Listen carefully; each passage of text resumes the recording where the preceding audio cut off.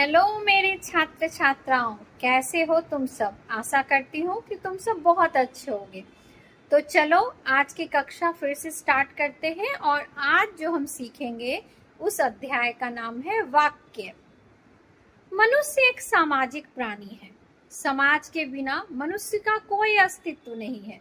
समाज के बिना वह रह ही नहीं पाएगा और समाज ही है जिसके सामने मनुष्य अपने विचारों को अभिव्यक्त करता है, अपने विचारों को दूसरों तक पहुंचाता है, अपने मन के भाव दूसरों के सामने प्रकट करता है और दूसरे के मन के भाव को खुद सुनता है। यही है मनुष्य के जीने का जरिया। तो इसी जरिए को अभिव्यक्त करना ही वाक्य कहलाता है। अर्थात अगर हम संक्षिप्त रूप में सुने तो वाक्य दो या दो से अधिक शब्दों के सार्थक समूह को वाक्य कहते हैं, अर्थात जिसका अर्थ निकलता हो। जैसे राम घर जा रहा है, पिताजी बाजार गए, माँ कल बाजार से सब्जी लाई। ये सब वाक्य है जिसका अर्थ निकल रहा है। और वाक्य दो प्रकार के होते हैं, एक अर्थ के आधार पर और एक रचना के आधार पर। तो आज जो हम सीखेंगे वो है अर्थ के आधार पर। तो अर्थ का मतलब होता है किसी चीज का मीनिंग, अर्थात किसी चीज के पीछे क्या मीनिंग छुपा है इसे जानना। तो अर्थ के आधार पर वाक्य के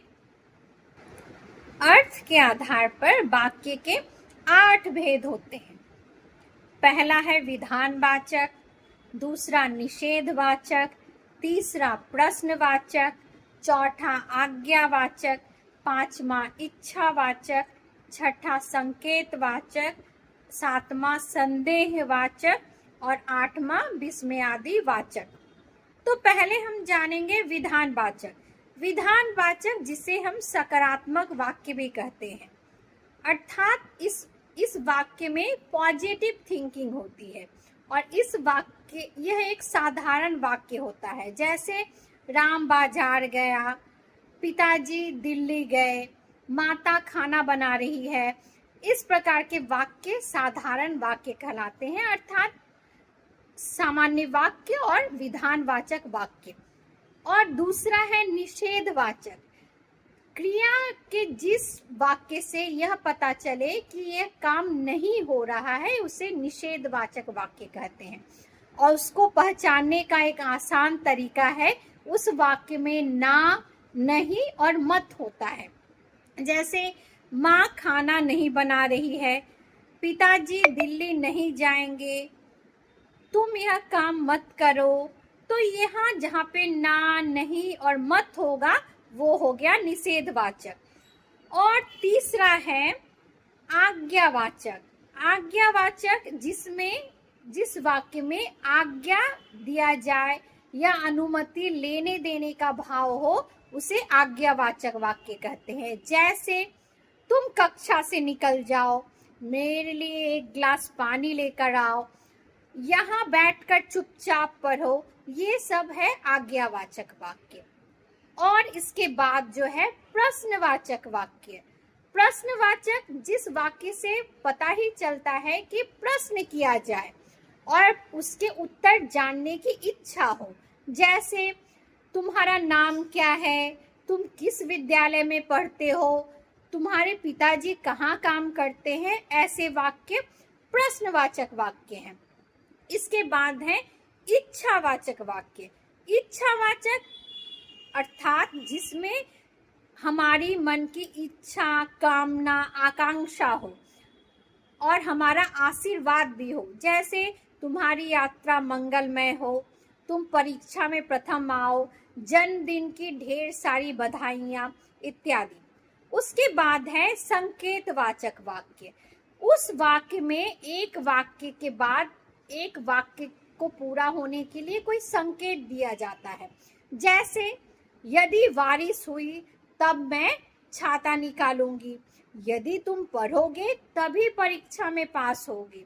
यदि अच्छी बारिश हुई तभी फसल अच्छी होगी। इस प्रकार के वाक्य संकेत वाचक वाक्य होते हैं। और संदेहवाचक वाक्य, संदेह अर्थात जिसमें डाउट हो, संदेह हो, जैसे शायद आज वर्षा होगी, शायद पिताजी दिल्ली गए होंगे, माँ खाना बना ली होगी, इस प्रकार के वाक्य। और यहाँ पर होगी होगा अंत में होता है वाक्य के, तो इसे पहचानने के लिए होगा होगी देखकर ही तुम समझ जाओगे कि ये संदेहवाचक वाक्य है। और लास्ट वन है विस्मयादि वाचक वाक्य। विस्मयादि जिसमें हर्ष, शोक, घृणा, इन सब का भाव छिपा होता है।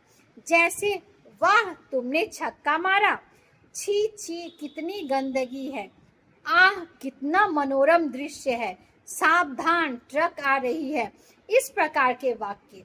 तो आशा करती हूँ कि तुम्हें सारे वाक्य बहुत ही अच्छी तरह से समझ आ गए होंगे। और अगर कहीं पर भी कोई दिक्कत हो तो मुझे अपने कमेंट्स के द्वारा ज़रूर बताओ, हाँ, कि कहाँ पर क्या दिक्कत हो रही है। और इसी प्रकार से तुम अपने किताब को पढ़ो, कि पाठ्य पुस्तक के जो पाठ वाक्य है उसको पढ़ो, और वहाँ से पढ़कर अगर कोई परेशानी हो तो मुझे ज़रूर बताना। और तुम्हारे जो परीक्षा में प्रश्न आएंगे, वाक्य दिए गए होंगे और उन्हें पहचानना होगा कि ये कौन सा वाक्य है। और एक और प्रकार का आएगा, वो है कि वाक्य परिवर्तन करना पड़ेगा। जैसे यहाँ पे प्रश्नवाचक वाक्य दिया गया होगा, तुम्हें विधानवाचक में कन्वर्ट करना होगा। विधानवाचक दिया गया होगा तो तुम्हें इच्छावाचक में कन्वर्ट करना होगा। जैसे मैं एक सैंपल के तौर पर तुम्हें बताती हूँ। जैसे मैं आज बाजार जाऊंगी, अगर इसे निषेधवाचक में कन्वर्ट करना है तो मैं आज बाजार नहीं जाऊंगी। ऐसे एक और वाक्य विधानवाचक में, गाड़ी स्टेशन पर आ गई है, तो इसे संदेहवाचक में बनाना है, तो गाड़ी स्टेशन पर आ चुकी होगी। और एक सेंटेंस है विधानवाचक में, मजदूर आएंगे तब किसान फसल काटेगा, तो इसको संकेतवाचक में बनाना है, यदि मजदूर आएंगे तब किसान फसल काटेगा। तो आशा करती हूँ कि तुम्हें सारा वाक्य का जो है बहुत अच्छी तरह से समझ में आ गया होगा। अगर कहीं पर कोई दिक्कत हो तो मुझे ज़रूर बताना। आज के लिए बस इतना ही, और मन लगाकर पढ़ते रहो, और कहीं दिक्कत हो तो मुझे कमेंट्स करते रहो। बाय।